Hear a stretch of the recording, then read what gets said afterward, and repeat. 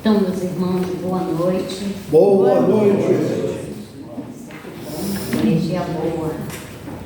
Que nós sejamos todos bem-vindos nesta noite para mais essa noite de estudo, onde nós vamos fazer os apontamentos aqui sobre esse último item aqui, que é a nota explicativa, né? Porque se faz necessária. Lembrar que somente os exemplares mais recentes que tem essa nota, tá, gente? Só tem os mais recentes, os antigos não tem. É nota explicativa.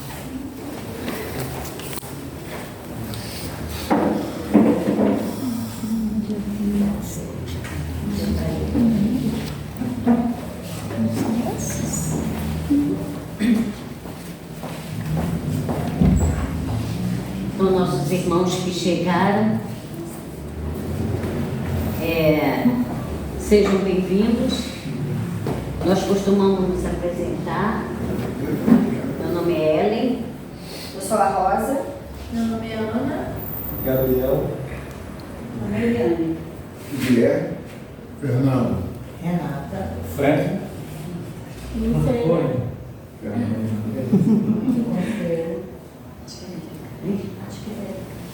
Parou aí?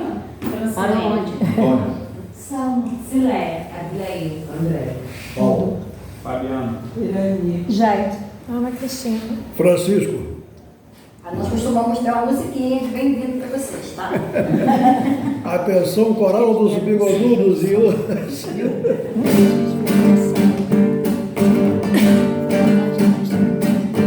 Hoje a nossa casa está de festa. Este sorriso é para vocês, irmãos.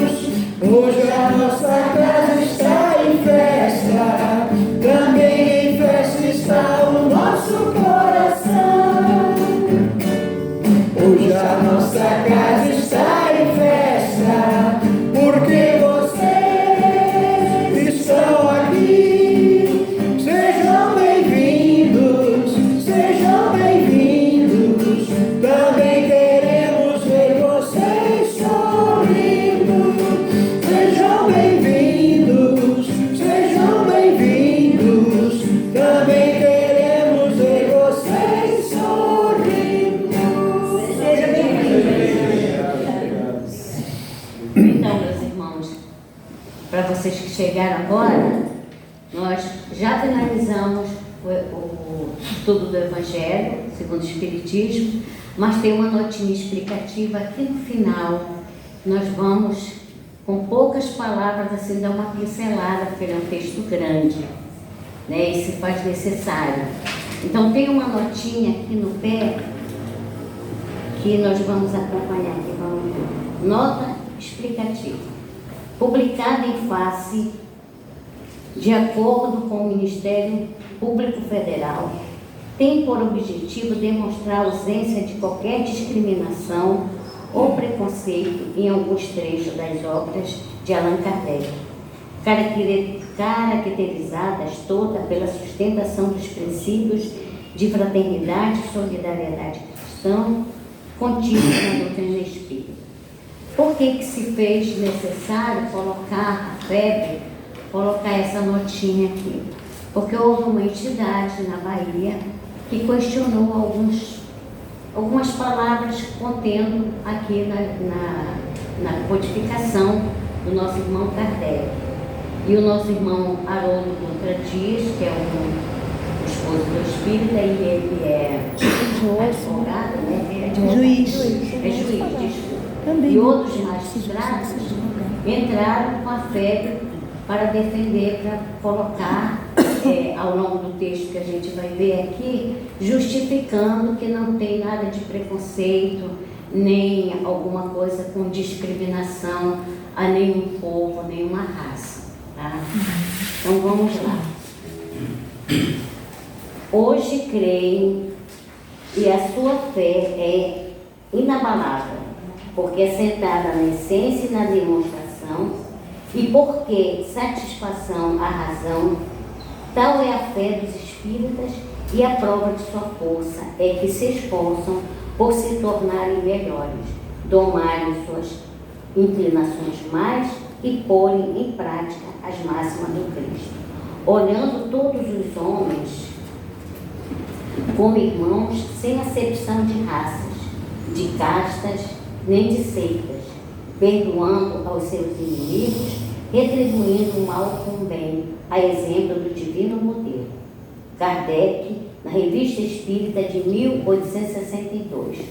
Então aqui, Kardec, ele está mostrando como nós nos devemos postar diante de todos esses postulados que nosso irmão, a espiritualidade trouxe, nosso irmão codificou, e a espiritualidade espera que nós façamos o melhor diante dessa doutrina nos nossos exemplos do dia a dia com todos.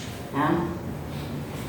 A investigação rigorosamente racional e científica de fatos que revelam a comunicação dos homens com os espíritos, realizada por Allan Kardec, resultou na estruturação da doutrina espírita, sistematizada sobre os aspectos científico, filosófico e religioso. Então, esses são os aspectos que a doutrina espírita traz para nós. Né? É lógico que alguns vão contestar, não vão concordar, né? Mas esses são o postulado que a doutrina espírita traz para cada um de nós seguirmos, né? Então, a doutrina ela tem esse parâmetro de nos orientar dentro da nossa vida para que nós possamos discorrer as nossas atitudes dentro exatamente do Evangelho de Jesus, no respeito, né, aos nossos irmãos, né, de caminhada. E os aspectos da doutrina espírita, ele contém a parte científica, filosófica e religiosa.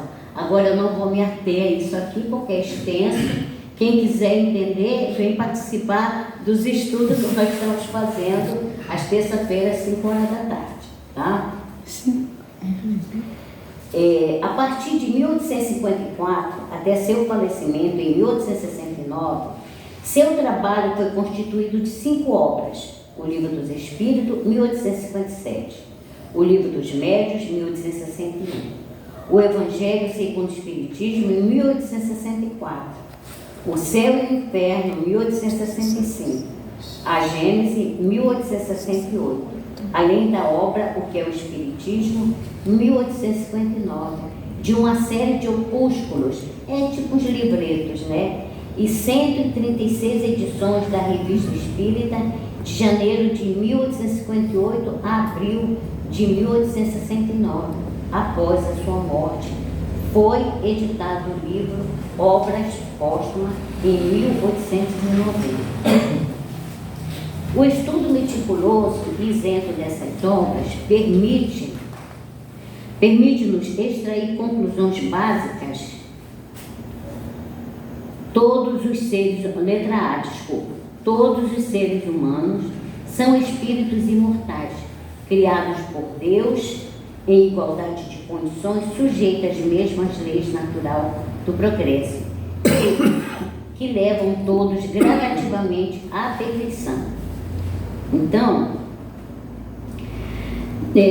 não importa aqui o que nós somos, como nós nascemos, quais são as nossas etnia, o nosso grupo de nascimento ou de estado.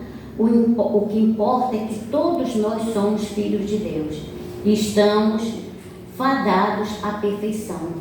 Então, dentro dessa escala de crescimento espiritual, todos nós estamos sendo impulsionados a nos melhorar, a nos evoluir, tá?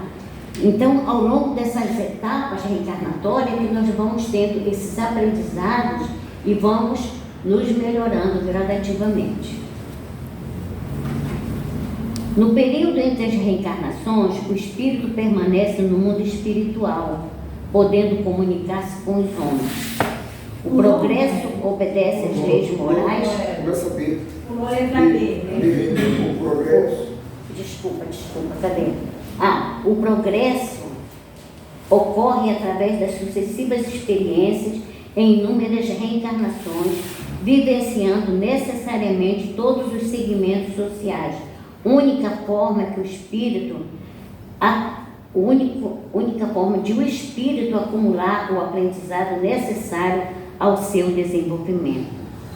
Então, quem já leu as obras complementares, os nossos romances mediúnicos da doutrina espírita, a gente vê autores, né, espirituais colocando histórias passadas, verídicas, né, de pessoas que em outras vidas foram pessoas importantes, foram pessoas que tiveram título, reis, faraós, né, e que não souberam aproveitar, porque cada oportunidade que o Pai nos dá de reencarnar e que a gente vem cumprir uma tarefa, essa tarefa ela tem que ser feita com todo o respeito, com toda a verdade, com todo aquele aparato que a espiritualidade nos dá. Porém, as pessoas, os espíritos chegam aqui, tomam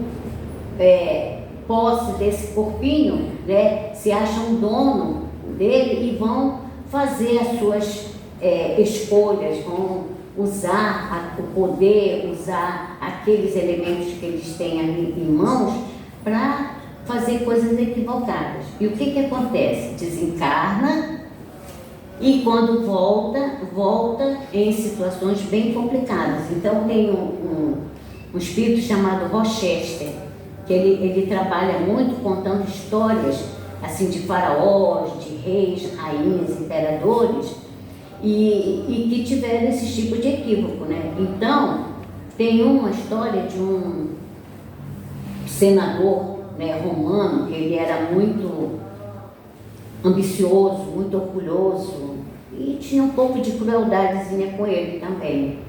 E ele tinha com ele um médium do qual ele utilizava os canais mediúnicos para se beneficiar e fazer as pessoas aceitarem aquilo que ele falava, né? Então, quando ele desencarna, os dois desencarnam, quando eles retornam, eles voltam na mendicância.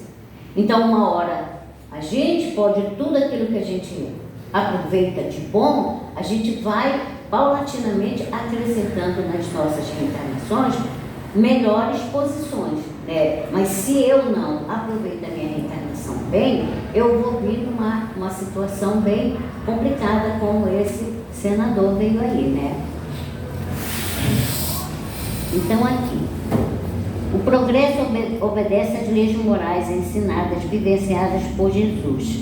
Pulou a letra C.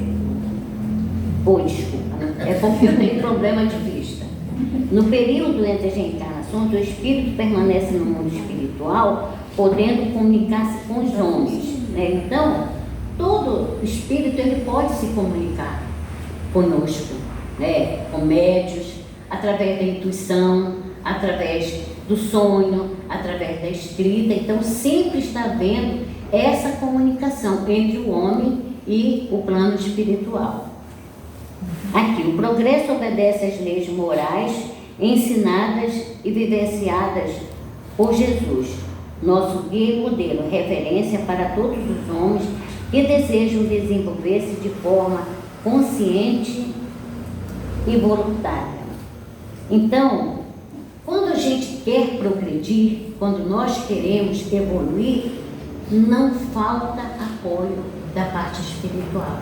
Sempre nós teremos. À medida que nós queremos evoluir, queremos fazer melhor, queremos ser seres melhores, o amparo sempre tem. A orientação do nosso anjo de guarda, né, dos nossos protetores espirituais, estão sempre ali, a pronto e a hora. Agora terminou, né?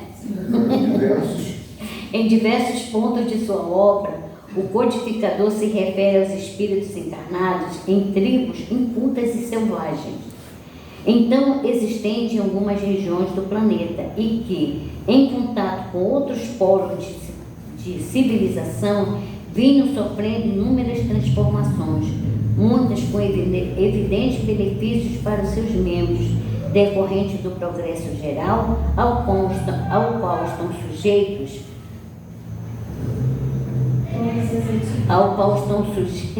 me perdi aqui, sofrendo inúmeras transformações, muitas evidentes benefícios para seus membros, decorrentes do progresso geral, do qual estão sujeitas todas as etnias, independente da coloração da pele. Então, meus irmãos, o codificador ele se refere a alguns espíritos assim que são selvagens, digamos assim, né? Porque até nós somos selvagens. No início da nossa encarnação, nós éramos espíritos selvagens. E na época de Kardec existia na Oceania, na África, na Ásia, existiam tribos, como até aqui no Brasil também, né? Existiam tribos dessas pessoas que ainda não tinham um desenvolvimento, como ele fala aqui, né? Eram espíritos encarnados em tribos incultas e selvagens, né? Então, naquela época, era comum o linguajar daquela época, você se referir a esses irmãos como espíritos incultos, pessoas incultas, selvagens. E algumas pessoas tomam isso aí como se fosse uma coisa pejorativa, que diminui. Não, porque hoje em dia, tudo que a gente fala, a gente tem que ter crivo, porque não se pode falar qualquer coisa que já se toma como preconceito, né? Então aqui não era isso que ele queria falar, né? Então, dentro dessas tribos, existia sim um certo crescimento ali entre eles, dentro daquilo que eles sabiam fazer, desenvolver algumas coisas que eram desenvolvidas. Mas para o mundo lá fora, naquela época, eles eram tidos como realmente incultos e selvagens, tá? E aqui, na época de Kardec, porque eu tenho os apontamentos aqui, na época de Kardec, as ideias frenológicas de Gall e do fisionomista Beveter eram aceitas por eminentes homens de ciência, assim como provocou enorme agitação nos meios de comunicação junto à intelectualidade e à população em geral, a publicação em 1859, 2 anos depois do lançamento do Livro dos Espíritos, do livro sobre a evolução das espécies de Charles Darwin, com as naturais incorreções e incompreensões que toda ciência nova apresenta. Ademais, a crença que os traços da fisionomia revelam o caráter da pessoa é muito antiga, pretendendo-se haver aparentes relações entre o físico e o aspecto moral. Então, aqui o que ele está falando? Que na época de Kardec, tinha esse cientista que ele era adepto da ideia de frenológica, né? A pessoa que tamanho da cabeça, né? A pessoa que tinha a cabeça maior, né? Que tinha o crânio maior, esses cientistas estudavam, achavam que essas pessoas tinham uma diferença da minha cabeça, da cabeça das outras pessoas. Então, eram como se fossem pessoas menos inteligentes, menos favorecidas, entendeu? E também tinha o Levade, que ele aceitava também que existia a coisa da fisionomia, né? Que a fisionomia das pessoas caracterizavam as tendências morais da pessoa. Então, eles estudavam determinado, digamos assim, criminal, pessoas que praticavam coisas não dignas, né? Eles achavam que pela fisionomia daquela pessoa era característica de pessoas que tinham uma qualidade moral inferior, né? E aqui ele fala sobre o livro do Charles Darwin, que é a evolução das espécies. Só que a gente tem que ver aqui, que é o que ele fala, né? Que tem uma diferença aqui, ó. Que as naturais incorreções e compreensões que uma nova ciência apresenta. O livro dos Espíritos, o Kardec trabalha a evolução espiritual do homem, né? Já o Charles Darwin, ele trabalhava a evolução física do homem, não era isso? Então, o que acontece? Nenhum dos dois, todos os dois estão certos, né? Porque o espírito, ele evolui, ele vai modificando conforme as encarnações, ele vai aprendendo, ele vai adquirindo entendimento, ele vai corrigindo os seus erros, suas debilidades, ele vai evoluindo. E também o homem fisicamente, porque no início do nosso planeta, como é que era o nosso corpo? Era parecido, a nossa pele era parecida com rinoceronte, elefante, grosseira. A necessidade pedia por causa do ambiente que não tinha roupa, não tinha cadeira para sentar, você tinha que sentar na pedra, no chão, né? Então era que ter, e também o frio, porque não tinha roupa, era que ter uma pele muito grosseira, né? Então a evolução do homem também se faz fisicamente, né? Que tem aquelas imagens assim que a gente vê, o homem igual um macaco, depois vai se erguendo, vai ficando ereto até ele ficar como hoje, né? Então aqui, o codificador não concordava com diversos aspectos apresentados por essas assim chamadas ciências. Desse modo, procurou avaliar as conclusões desses eminentes pesquisadores à luz da revelação dos espíritos, trazendo debate o elemento espiritual como um fator decisivo no equacionamento das questões da diversidade e desigualdade humana. Então, o Kardec, ele coloca aqui o elemento espiritual, né? Nós espíritos, né? Que quando nós vamos evoluindo, as diversidades, as desigualdades vão se equiparando. Nada melhor do que a encarnação para nos equiparar, para fazer a igualdade de todos nós. Hoje, eu sou da pele escura, sou pobre, sou deficiente da minha intelectualidade, amanhã eu posso vir melhor. Então, a gente não pode comparar por uma visão geral, né? Que realmente cada um de nós estamos num patamar evolutivo. Então, cada um de nós está numa encarnação que nós precisamos trabalhar algumas dificuldades nossas. Mas amanhã nós estaremos em patamar melhores. Então, o Kardec, ele não concordava com esses aspectos, né, que a ciência colocava. Então, isso aí, às vezes, criou algumas coisas que ele precisava explicar dentro dos textos que ele escrevia, né?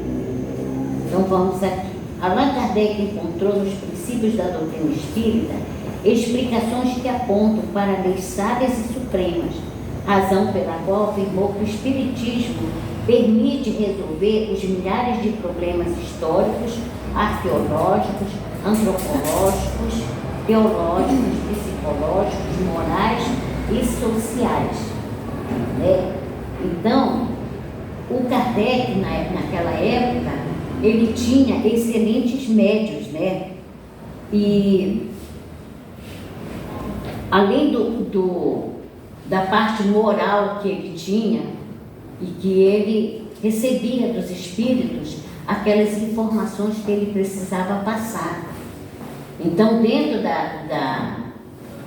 do desenvolvimento da doutrina espírita, ele procurou avaliar, como ele coloca, procurou avaliar as conclusões desses eminentes pesquisadores à luz da revelação dos espíritos. Né? Então, ele ele sempre procurava seguir a orientação dos espíritos que traziam para ele aquilo que ele precisava colocar. Então não era da cabeça dele que ele inventava. Ele ouvia, observava os estudos, né, que aqueles pesquisadores faziam, e aí ele pegava as informações dos espíritos para poder fazer o esclarecimento necessário. Kardec encontrou nos princípios da doutrina espírita explicações que apontam para leis sábias e supremas, razão pela qual afirmou que o espiritismo resolve qualquer problema, né? Resolve os milhares de problemas. Então, tudo que é problemas que a gente tem na nossa vida, que tem na humanidade, o espiritismo tem uma colocação, tem uma orientação sim, para nos orientar, tá? Então, aqui, de fato, as leis universais do amor, da caridade, da imortalidade da alma, da reencarnação, da evolução, constituem novos parâmetros para a compreensão do desenvolvimento dos grupos humanos nas diversas regiões do orbe. Então, quando a gente consegue entender isso aqui, a gente reflete um pouco nas nossas atitudes, nas nossas ações. A gente tenta mudar, porque dentro do que ele coloca aqui, né, que as leis universais do amor, da caridade e da imortalidade da alma, da encarnação, é que nos dá esse lume, essa orientação. Aí vem outra aqui. Essa compreensão das leis divinas permite a Allan Kardec afirmar que o corpo deriva do corpo, mas o espírito não procede do espírito. Entre os descendentes das raças, apenas há consanguinidade. Dá no Livro dos Espíritos, questão, item 207, pergunta 1, página 176. Então, veja bem, ele coloca aqui, o espírito deriva do espírito, mas o espírito não procede do espírito. Por exemplo, O corpo deriva do corpo. Desculpa. A minha mãe, né, me gerou no seu útero, né? Ela gerou o meu corpo, ela não gerou o meu espírito. Por quê? Porque eu sou um espírito imortal, eu venho de outras encarnações. Ela não me deu espírito, né? Ela me deu apenas o corpo. Então, dentro de uma família existe a consanguinidade, que às vezes é uma característica que às vezes nos traz grandes problemas para a nossa vida, a nossa saúde, né? Porque depende da família que eu vou nascer, porque os espíritos são afins, né? São atraídos exatamente para uma reencarnação onde eles precisam estar juntos dentro daquela família para se ajudar mutuamente nas suas dificuldades. Então, por exemplo, na família da minha mãe, toda a família da minha mãe é diabética. Toda. Bisavó, avó, mãe, tia, meus irmãos são diabéticos. Porém, eu não sou. Quarta-feira passada eu recebi meus exames, eu fiz todos os exames de insulina, vários. Não tenho a glicose alta, né? Não tenho a diabetes. Porém, da família do meu pai, o problema já é o colesterol. E eu estou com 280. Então, é o meu calcanhar de Aquiles. Então, quando a gente está dentro de uma família que tem isso, então é para se ajudar. Vamos fazer uma dieta, né? Vamos comer menos pão, menos bolo, menos gordura. Então, um espírito vai ajudando o outro. Porém, também na parte moral. Na parte moral, os espíritos se atraem. Então, dependendo dos pais, se são pais éticos, morais, eles vão direcionar aquele espírito para um posicionamento melhor, para uma postura melhor, para se reformular, porque às vezes o espírito é doente, né?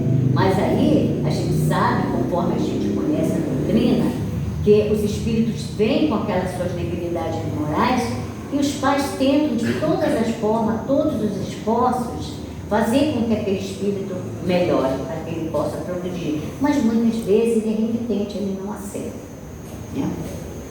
Então aqui, vamos lá. O Espiritismo restituiu ao espírito seu verdadeiro papel na criação, constando a superioridade da inteligência sobre a matéria, faz com que desapareçam naturalmente todas as distinções estabelecidas entre os homens, conforme as vantagens corporais e mundanas, sobre as quais só o orgulho fundou as castas dos estúpidos preconceitos de cor. Está na Revista Espírita 1861. Então, a gente vê aqui que o Kardec coloca que o espiritismo restitui ao espírito o seu verdadeiro papel na criação.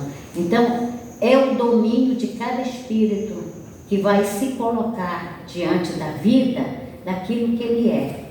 Então, mas existe, sempre existe aqueles espíritos que são mais orgulhosos, que são mais prepotentes, que são mais dominadores, e eles criam, como ele coloca aqui, com duas castas. E ele fala que o preconceito é estúpido, e quem criou a casta é mais estúpido ainda. Porque a gente sabe que dentro, né, das reencarnações, né, e mesmo da consanguinidade, cada espírito está ali para progredir. Então, se existe uma segregação racial, né, como nós temos na Índia, essa segregação racial é desfavorável para alguns membros da sociedade, né? Porque nós temos lá as castas, né? Aqui vem, aqui em cima vem outro, vem outro, vem outro, né? Então, lá existem os brahmanes. Os brahmanes a boca, é tido como a boca do Brahma, né? Que é o Deus dele, né? Então, é um posto sacerdotal que aquela criatura tem um privilégio, tudo que ele fala, tudo que ele diz é o correto, né? E aí depois vai vindo descendo as castas. E depois, tem aqui que eu anotei aqui, peraí, deixa eu pegar. Os intocáveis.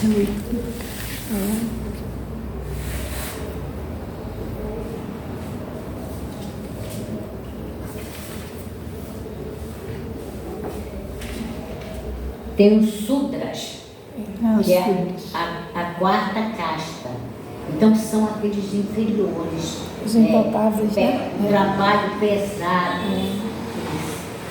E detalhe, eles não podem ascender a classe dos sacerdotes. Eles sempre estão ali, né? Não há mobilidade, né? Na nossa sociedade, que não tem essa segregação racial, se uma pessoa nasce lá na favela, ele pode depois estar lá em cima, né? Como presidente, como um grande empresário, como um grande professor, né? Lá não, ele permanece ali. E que é o pé do Brahma, né? É o pé do Deus dele. E tem os Dalit, vocês lembram daquela novela que tinha, né? Os Dalit, que é a poeira do pé do Brahma. Olha só. Quanta desigualdade. Aí a fraternidade, a caridade acaba. Porque como que você vai segregar essas pessoas a esse ponto, né? Porque os Dalit, não sei se vocês lembram, não se podia nem passar na sombra deles. São os intocáveis. Né? Eram os intocáveis, tá? Então, o que acontece? Nada como a reencarnação para nos igualar, né? Hoje, os Dalit são Dalit, mas amanhã eles estão acima dos Brahmanes, né? Então, a gente sabe que é assim, que Deus tem sempre para cada um a sua misericórdia. E aqui quando ele fala, logicamente que já fizeram vários esforços para eliminar esse preconceito. Mas só que a gente tem que entender que leis ou decretos não faz com que acabe o preconceito. O preconceito vai acabar quando nós entendermos que todos somos iguais, somos filhos de Deus. Porque mesmo tendo a lei, já tem algumas leis no país deles, né, que acaba com essa segregação, mas não é colocado na prática. Vamos colocar assim, tá? Os privilégios de raça têm sua origem na abstração que os homens geralmente fazem do princípio espiritual para considerar apenas o ser material exterior, da força ou da fraqueza constitucional de uns, de uma diferença de cor de outros, de nascimento na opulência ou na miséria, na filiação consanguínea nobre ou plebeia, concluíram por uma superioridade ou uma inferioridade natural. Foi sobre este dado que estabeleceram suas leis sociais os privilégios de raça. Deste ponto de vista circunscrito, são consequentes consigo mesmo, porquanto não consideram senão a vida material. Certas classes parecem pertencer realmente a raças diferentes, né? Raças diferentes até que existem, né? Mas a evolução é do espírito, né? Então o espírito é que comanda a si mesmo. Então, como ele coloca aqui, né? Acaba, né? Da força ou da fraqueza constitucional de uns e de uma diferença de cor de outros, né? Então, hoje, por exemplo, uma pessoa nasce negra, mas amanhã ele pode nascer outra cor, branco, asiático, vermelho, na América do Norte, né? Então, quem vai determinar não é aonde eu nasço, aonde eu estou, a cultura do ambiente que eu tenho que pode me ajudar a criar valores morais, a ser mais educado, né? Então, é o que ele coloca aqui, né? O espírito mortal, ele mesmo é que se modifica através das reencarnações sucessivas, né? Então, naquela época, quem detinha o poder, ou em qualquer lugar, quem detém poder, cria as leis para se beneficiar. Então essas pessoas criaram essas leis de castas, de segregação social, para quê? Para segregar aquelas pessoas, para deixar aquelas pessoas servis, trabalhando para eles, e às vezes de graça, né? Mas se toma seu ponto de vista do ser espiritual, do ser essencial e progressivo, numa palavra do espírito, pré-existente e sobrevivente a tudo cujo corpo não passa de um invólucro temporário, variando como a roupa, de forma e de cor, se além disso, do estudo dos seres espirituais, ressalta a prova de que esses seres são de natureza e de origem idêntica, que seu destino é o mesmo, que todos partem do mesmo ponto e tendem para o mesmo objetivo. Então, o espírito, ele nasce com a cor que ele tem, mas a partir do momento que ele desencarna, ele deixa esse corpo. Ou seja, aquela roupa preta não pertence mais ao espírito, né? E ele vai seguindo a sua encarnação para se ajustar com as leis divinas. Que a vida corporal, é porque esse pedaço aqui é muito pequenininho, eu estou com catarata, tá? Vocês me desculpem, tenham paciência.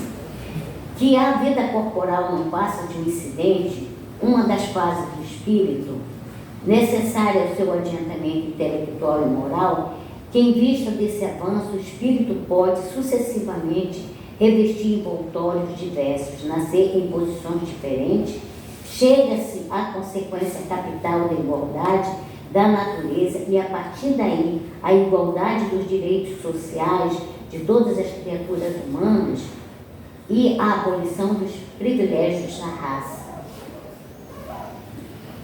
Então, meus irmãos,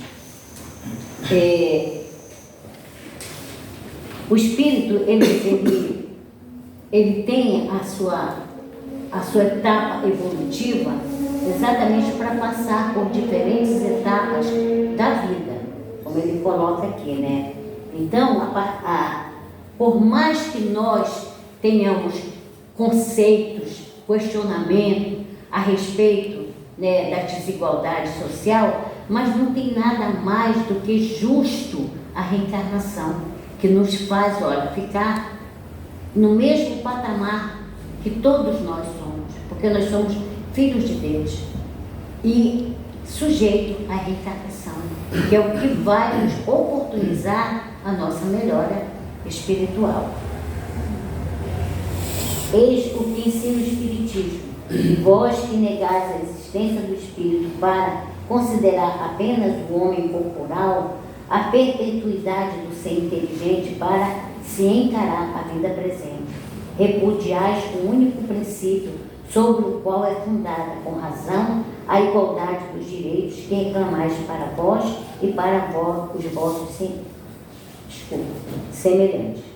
Então, o Espiritismo, ele não nega a existência do Espírito, né? Como ele coloca aqui, né? Para considerar apenas o homem corporal. Porque muitas vezes a gente só olha aquele momento que aquele homem está, naquela condição que ele está, né, no corpo físico. Mas o espírito, ele tende a evoluir, ele tende a mudar pensamentos, sentimentos, posturas, atitudes, né? Então, cada vez que nós chegamos a pegar o corpo físico, é uma oportunidade que Deus nos dá para nós nos modificarmos através do nosso esforço, da nossa boa vontade, tá? Aqui, vamos ver. Com a reencarnação desaparecem os preconceitos de raça e de casta, pois o mesmo espírito pode tornar a nascer rico ou pobre, capitalista ou proletário, chefe ou subordinado, livre ou escravo, homem ou mulher. É a reencarnação novamente, né? Que oportuniza. Nós precisamos, para o espírito evoluir, nós precisamos passar por todas essas etapas.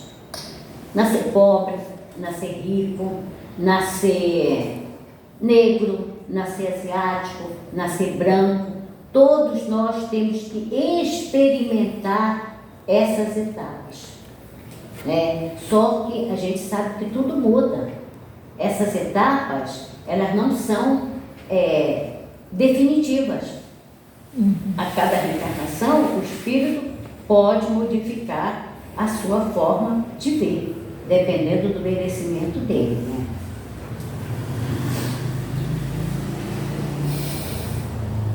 De todos os argumentos invocados sobre a injustiça, da servidão, da escravidão, contra a sujeição da mulher e da lei do mais forte, nenhum há que prime em lógica ao fato material da reencarnação. Novamente ele coloca aqui que esses preconceitos, esses argumentos equivocados que a gente faz contra a injustiça e a escravidão e contra a sujeição da mulher na sociedade ou pelos homens, né?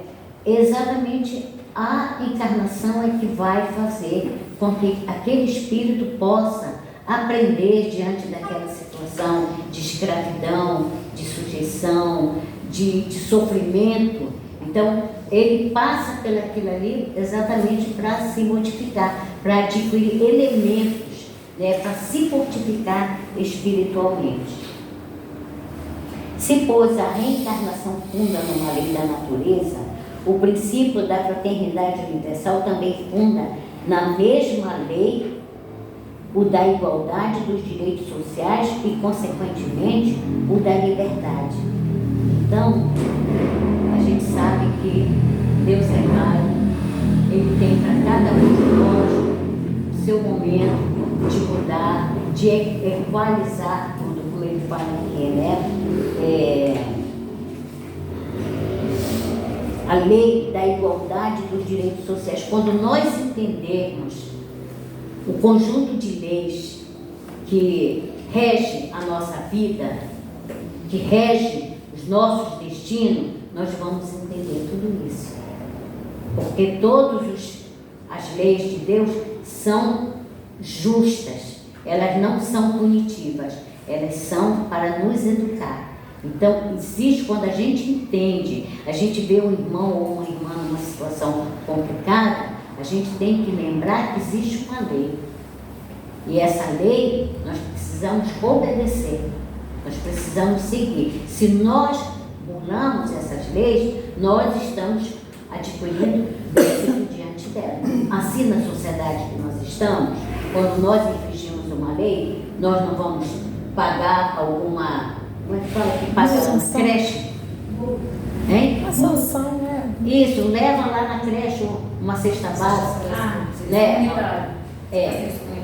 Serviço comunitário, ou até preso, dependendo da infração, né? A mesma coisa na lei de Deus. Aqui ele coloca, na época de Kardec, sabia apenas que os vários autores contavam a respeito do selvagem africano, sempre reduzidos ao embrutecimento quase total, quando não escravizados impiedosamente. Então, o Kardec, ele escrevia o que os pesquisadores, os viajantes, né, os descobridores iam viajando e descobriu. E ele apenas emitia a sua opinião para ver o que as pessoas achavam.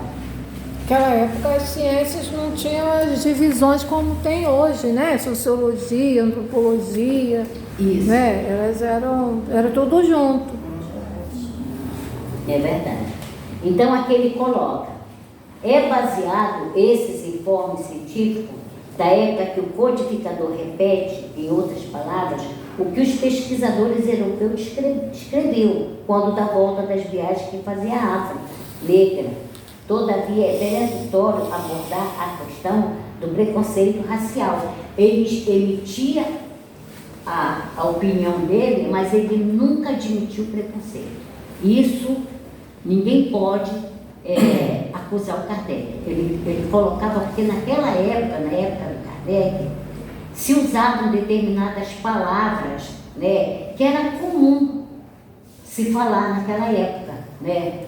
E ele utilizava também. Se era o linguajar da época, que era colocado para tudo e para todos, ele utilizava. Não era por conta de preconceito. Né? O homem é o produto da sua época. Exatamente. Né? Então E aqui ele coloca assim: nós trabalhamos para dar fé aos que nada creem, para espalhar uma crença que os torna melhores um para com os outros, que lhe ensina a perdoar os inimigos, a se olharem como irmãos sem distinção de raça, casta, seita, cor, opinião, política ou religiosa. Numa palavra, uma crença que faz nascer o verdadeiro sentimento de caridade, de fraternidade e de deveres sociais. E aqui mais embaixo ele coloca: o homem de bem é bom, humano e benevolente para com todos, sem distinção de raças nem de crenças, porque em todos os homens vê irmãos seus.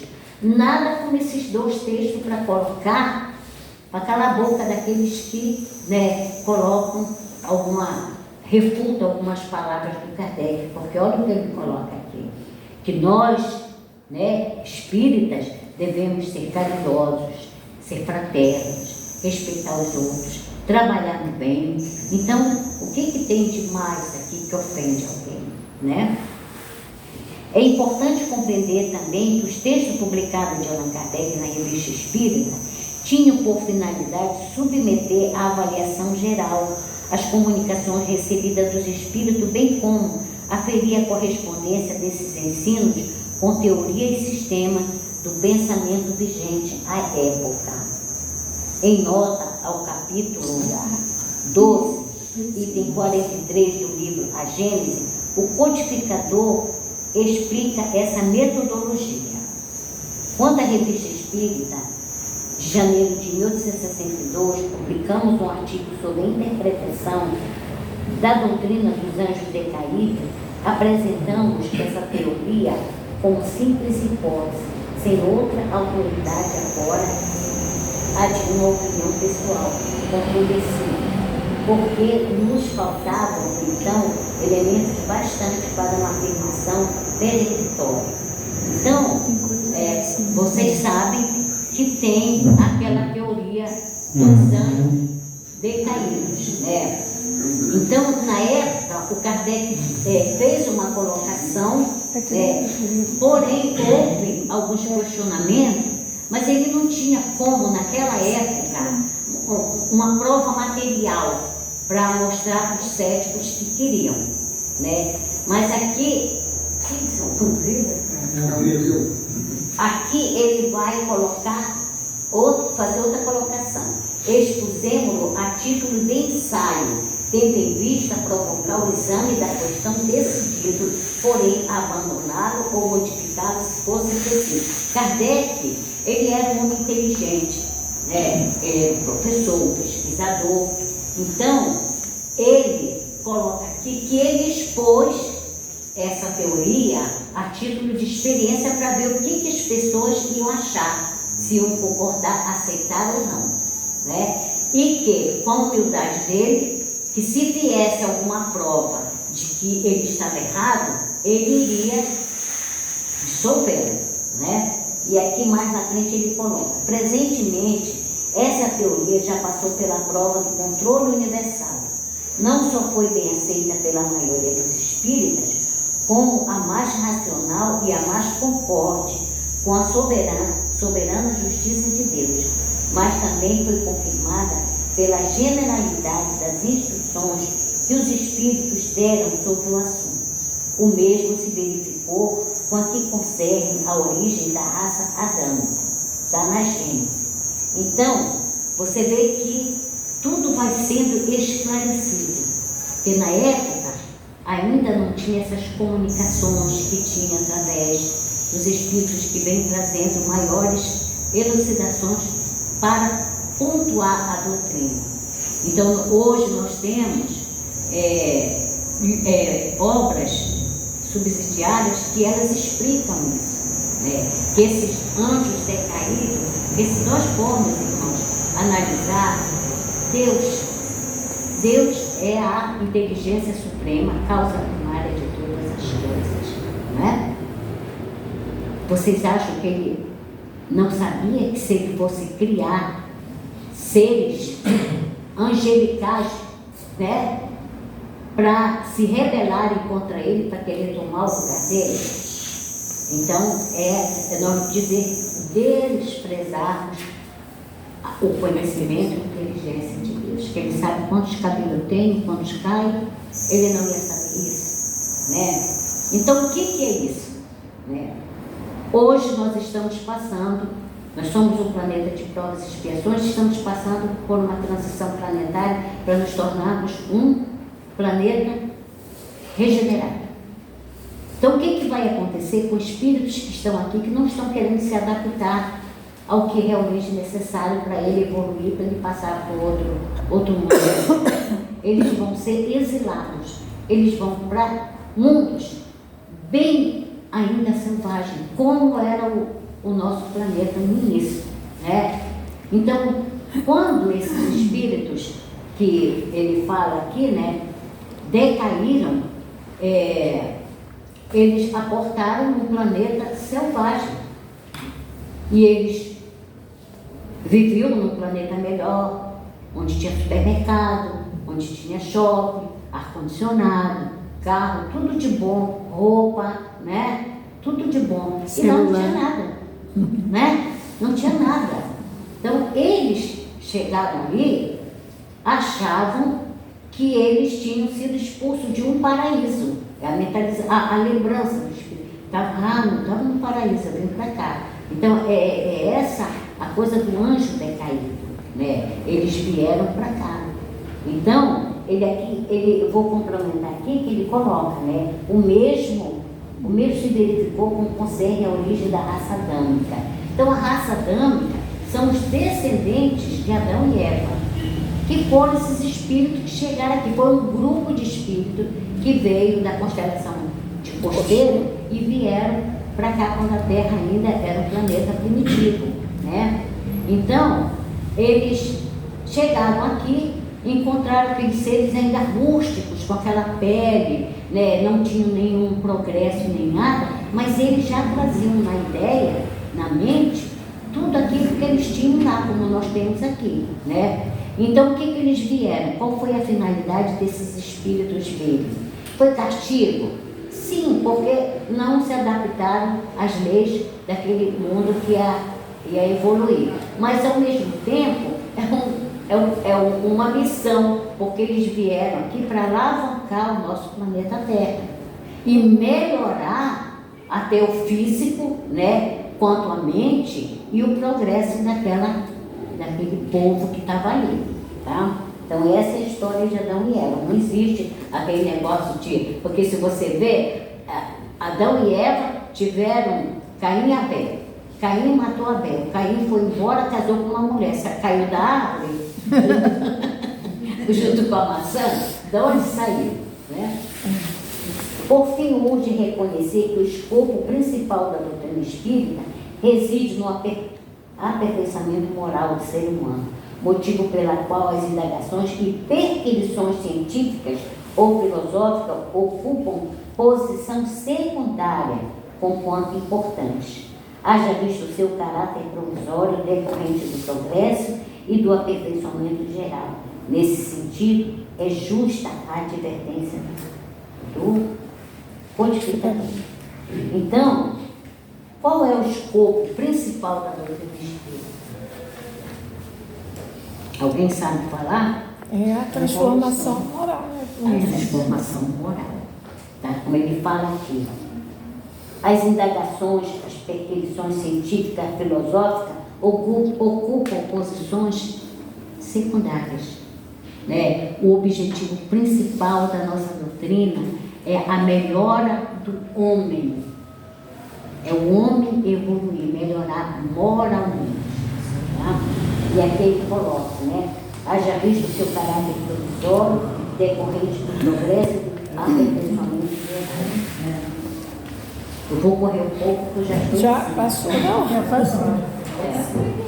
É verdade que estas outras questões afastam do ponto de vista moral, que é a meta essencial do Espiritismo. Eis porque seria um equívoco fazer objeto de preocupações constantes.